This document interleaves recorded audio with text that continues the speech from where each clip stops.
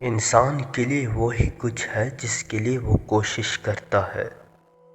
اللہ تعالیٰ کسی قوم کی حالت کو نہیں بدلتا جب تک کہ وہ خود اپنی حالت کو نہ بدلے۔ تمہارے رب کا فیصلہ یہ ہے کہ اس کے سوا کسی کی عبادت مت کرو اور والدین کے ساتھ اچھا سلوک کرو۔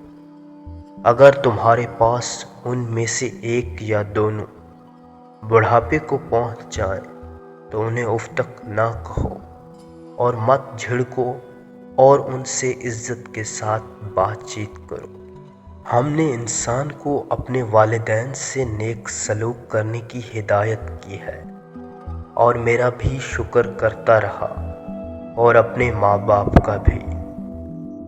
اے ہمارے پروردگار، مجھے بخش دے اور میرے والدین کو بھی، اور اگر وہ تیرے در پہ ہوں تو میرے ساتھ کسی ایسی چیز کو شریک کرے جس کا تجھے کچھ علم نہیں تو ان کا کہنا نہ ماننا۔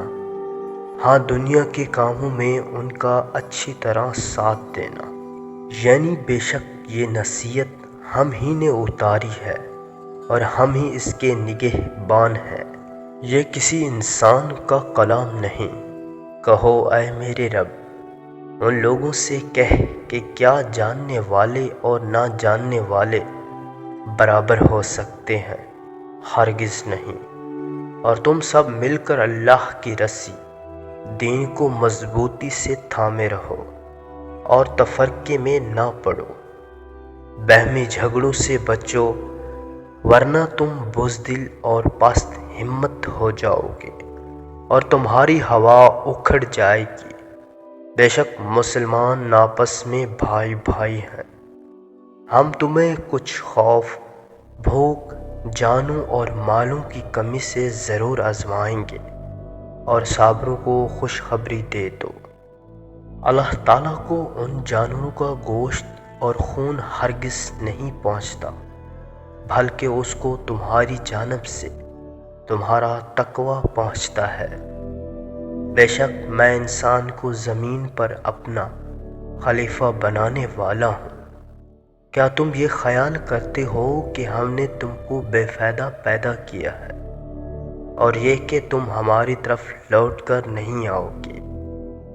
اور میں نے جنوں اور انسانوں کو اس لیے پیدا کیا ہے کہ میری عبادت کریں۔ اگر دھوپ سے رنگت سانولی ہو جائے یا دھبے پڑ جائیں تو انگور کا رس چہرے پر لگائیں۔ جب جلد پر رس خشک ہو جائے تو چہرہ دھو لیں، چہرہ دودھ جیسا سفید ہو جائے گا۔ اللہ تعالیٰ محنت کرنے والوں کو دوست رکھتا ہے۔ اللہ تعالیٰ صبر کرنے والوں کے ساتھ ہے۔ اللہ تعالیٰ دغا بازوں کو دوست نہیں رکھتا۔ اللہ تعالیٰ وعدہ خلاف نہیں ہے۔ جنہوں نے نماز کو ضائع کیا وہ عنقریب جہنم کے ایک خاص طبقے میں ڈالے جائیں گے۔ بڑائی صرف اللہ کے لیے ہے۔ اللہ کا نور زمین اور آسمان میں ہے۔ اللہ تعالیٰ ہر چیز پر قادر ہے۔ اور ہم نے تمہارا رسول ذکر بلند کیا ہے۔ لوگو، تم کہیں بھی ہو، موت تم کو آ کر رہے گی۔